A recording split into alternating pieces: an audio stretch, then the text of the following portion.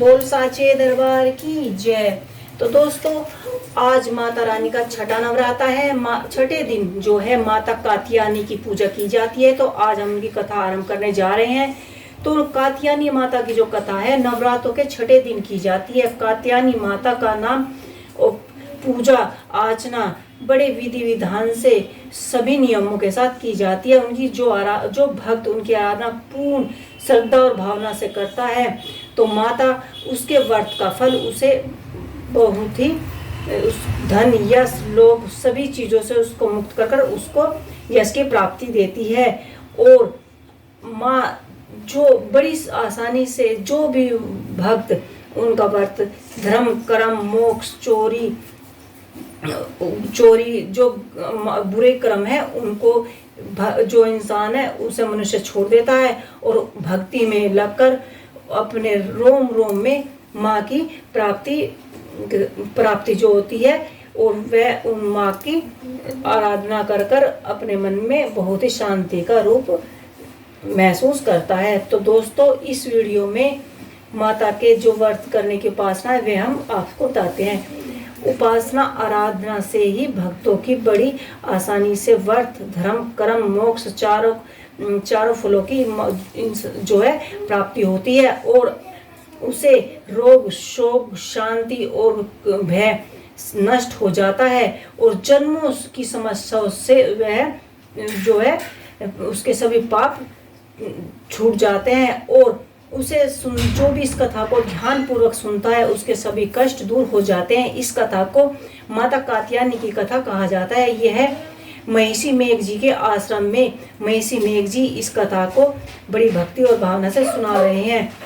माता कात्यायनी जो है महिषी मेघ जी की पुत्री थी और वे उनको माता जो है महिषी मेघ जी के आश्रम में पैदा हुई थी। वह उनका पालन बड़ी श्रद्धा और भावना से बड़े धर्म से उनका अपनी पुत्री के समान ही उनका पालन पोषण कर रहे थे।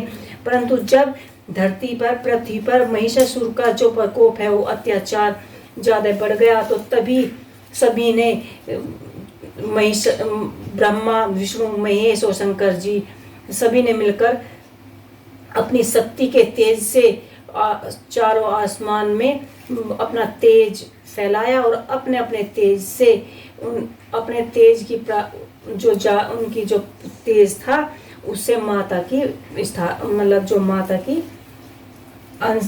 का अंश था माता के अंश की माता देवी कात्यायनी की उपस्थिति हुई और उस देवी की उपस्थिति बड़ी जो महेश जी थे उनके जो ऋषि थे महिषासुर ऋषि जिन्होंने इनको अपनी पुत्री माना था तभी उन्होंने भी उनकी पूजा आराधना आरंभ कर दी और उनकी भक्ति के कारण उन्होंने उनसे वचन मांगा कि हे माँ, जब भी आप इस पृथ्वी पर प्रकट हो आप जब भी इस पृथ्वी पर विचारे तो मेरी पुत्री के रूप में ही विचारे और मुझे अपनी सेवा का पूर्ण फल प्राप्त करें। और सभी देवता बड़े ही प्रसन्न थे और सभी ने अब माता को अपने आभूषण दिए और ऐरावत जो हाथी था उनको चंद्र घंटा इत्यादि यमराज काल दंड सभी ने माता को आभूषण देकर उनको सुशोभित किया। और समुद्र ने अपने कमल का जो फूल होता है खिला उनको भेंट किया और कमल हिमालय ने उन्हें सवारी में सिंह प्रदान किया। तरह तरह के रत्न माँ को भेंट किए गए और यक्ष कुबेर ने उन्हें मधु से भरा हुआ पात्र और शेषनाग ने बहुमूल्य रत्नों से उन्हें जटी माला भेंट और आभूषण मुद्रा और कानों की कुंडल प्रदान किए।